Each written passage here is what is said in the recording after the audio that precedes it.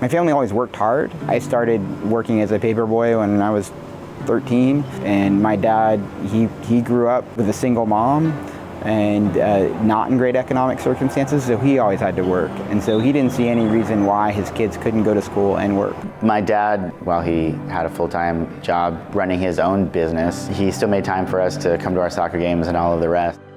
I guess I learned that lesson, and we have that bit where we all work hard, but also find time to have fun and to support each other and to celebrate each other's accomplishments. My father did actually run his own business. He was an optometrist. So even though he was the doctor in the office, he always realized that the place didn't run and that he couldn't be successful unless his people actually felt that it was more in a job and that it was a big part of their life. And so I think he showed a great amount of respect for anybody who ever worked for him, and you could see that in the way he interacted with his people. So actually my brother, who founded this company, he actually used to go out and collect pine cones in the neighborhood and try and convince people to buy them from him. And then eventually he started running a black market candy sales business at his junior high, and then eventually his high school. I tried to see how I could improve my revenues, and so I made little laminated, Rasta-colored credit cards, essentially. They obviously weren't real, but just candy credit cards for the kids to buy candy on credit, which they were kind of already doing anyways, but another 50 cents, each one of those. We actually eventually employed his friends to go around selling M&Ms under the table to his other students. That became an official thing, and I started doing it for other organizations, but initially it was just an entrepreneurial venture that I had. That entrepreneurial spirit that I am going to do it no matter what, that was always part of it, and I think that we could not have gotten through the periods we've gotten through without that mentality. In 2001, I was at Northwestern, and I wrote a business plan to essentially revive a solar company. It was a family friend that we knew who had started a solar company a long time ago and just kind of it had been dormant. I collaborated with the original founder, Dr. James Ricard.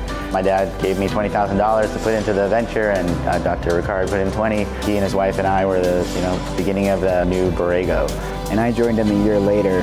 And we started this business out of my parents' garage. It was a really small business. Started in 2003. When I started with Borrego, it was there were 6 people, and now there are 325 people. So it's been an amazing ride. But the whole time, I think we really kept our DNA, which was that it was a family business. And it always made money. It was really tight, but it was always profitable until 2008. And the economic crisis hit, but also real estate prices crashed. So we sold off the residential portion of the business entirely, including all of the boots and trucks. And we went from 165 people all the way down to 45 people. It was actually then that we really started to think about what are the things that we value and what are the things that we want to retain from the business that it was before to what it's going to be now. Tried to retain the culture and the principles, but we completely transformed the business model.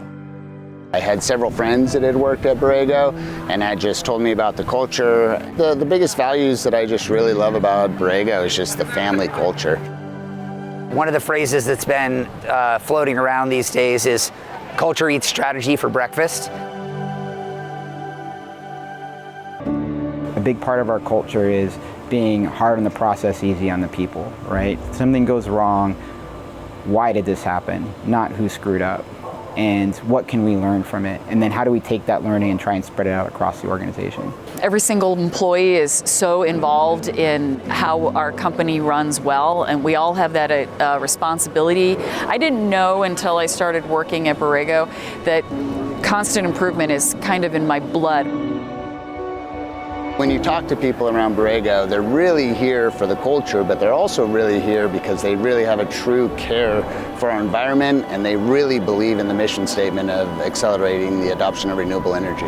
The founders, Mike and Chris and Aaron, are really in this for all the right reasons. They really want to change the world. 10 years, 20 years from now, I'm hoping that Borrego is a hallmark name in the renewable energy space, and I hope that renewable energy is what we in the future call energy.